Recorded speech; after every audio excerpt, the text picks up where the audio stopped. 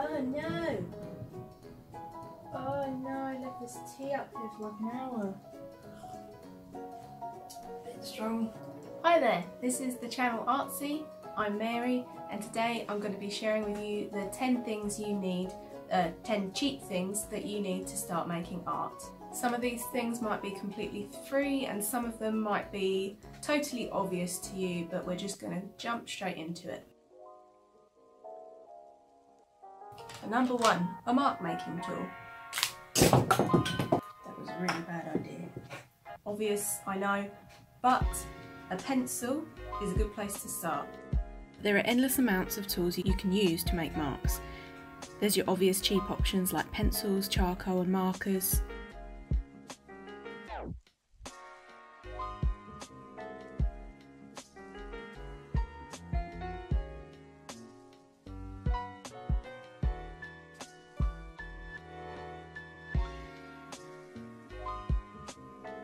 Don't underestimate a good biro. And then you have slightly more sophisticated tools, like glass dip pens, pastels, paints, wood burners. Not endorsing pyro kids. You can get creative though, don't limit yourself to the super typical. You can use old makeup that maybe you don't use on yourself anymore. It's a pretty good option. Burn some wood, create your own natural charcoal. Again, parent supervision may be necessary. You don't need fancy stuff to start creating.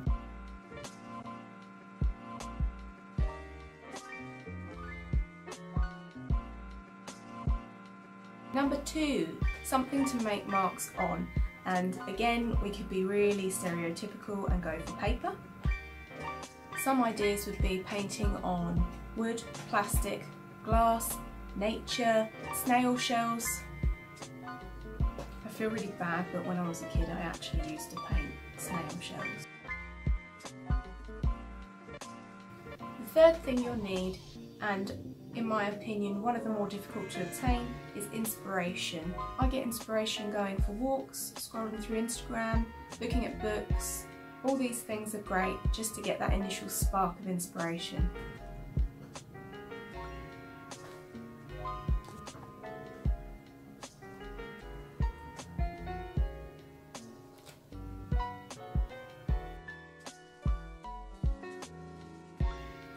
The fourth thing you'll need is some styles to try out. Now this kind of stems from the inspiration part I was talking about, but it's a bit different in that you might want to borrow a few styles that you've seen other artists do, which is not the same as copying. So say you've seen a person that shades using cross-hatching, you can try shading with cross-hatching. That's not stealing someone's style. So whatever you do, just make sure you try out a good few styles and then you can find the one that suits you best of all. The fifth thing you'll need are some clothes that you don't mind getting messy. Now this might not apply to all of you.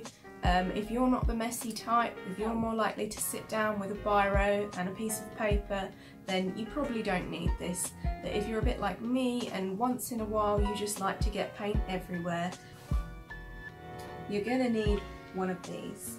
I've got my old t-shirt here, my trusty t-shirt. Ooh, I hope I don't get lipstick on it.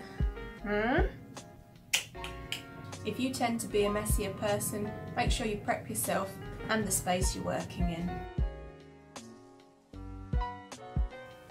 This leads me to the sixth thing you'll need. The sixth thing you'll need, which is a place to work in. You don't need a big studio or anything, you just need a place that enables you the space, that rhymes, the space to work, be comfortable in the environment you're working in. Maybe you're the type of person just to work at a table and a chair, and that's good enough for you.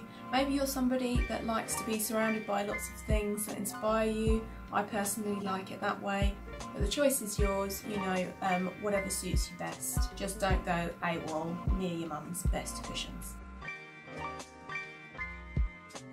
The seventh thing you'll need is something which I don't think many people would necessarily include this in their things an artist need list, but I think it's important personally, and that is something to eat and something to drink.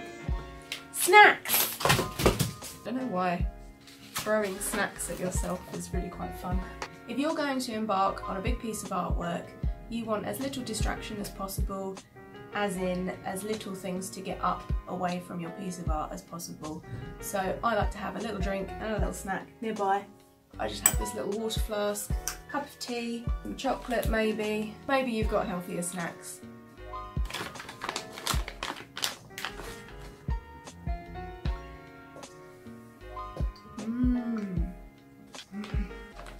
I've been in this situation before where I've been doing a drawing and I've needed to get up for something and time has passed, and then when I get back you kind of lose the momentum a bit, so it's just always good to have something nearby just in case you get a bit parched, just in case you get a little thirsty. Number 8, a muse. This kind of links to inspiration as well. It's basically something in which you can draw, maybe like a life model, for example. If you have a cat or a dog, that's a good option. A plant. I don't have any of those currently, so... Jordan? Yeah. Will you be my muse? Your muse. Can you pose for me? And what? Just hand on your hip. I'm sorry, this is humiliating. Basically, you just want something that you can represent in a piece of artwork, and it's a good place to start if you're not into abstract sort of things. You can start by doing still life, and that's a pretty good way to get good at practicing art. Number 9 is patience. It's an immaterial thing, but don't underestimate it. It's something that I'm still working on. I sometimes look at something I've made and think, oh, that's rubbish, but you shouldn't think that way. Just be patient, and the next day when you come to do something else, look at it with clean eyes. Give it a fresh start. I promise you, you'll see your improvements. Lastly, number 10. Cue the cheesiness, because number 10 is believing in yourself. Again, it's an immaterial thing, so it's very cheap. Just believing that you can make art for some people is just an impossible task. But again, if you do it with everything else that I've combined in this list, you should be able to make art and believe that you can make art. And pretty soon you'll be seeing the result of your art getting better every day. That concludes my 10 things. That was weird. I hope it was helpful for you. If you think I missed anything, please write a comment and let me know. And if you enjoyed watching this chattier kind of video, just keep an eye out. I'm going to try and get one out for you every Thursday. And then if you prefer my kind of drawing videos where you watch me draw something, keep an eye out on Tuesdays. Every Tuesday I do a watch me draw video. Thank you very much, guys. I appreciate you watching my videos, if you do, and I'll see you in the next one. Bye! I can't stop being awkward. Stuff for making art. Okay, goodbye.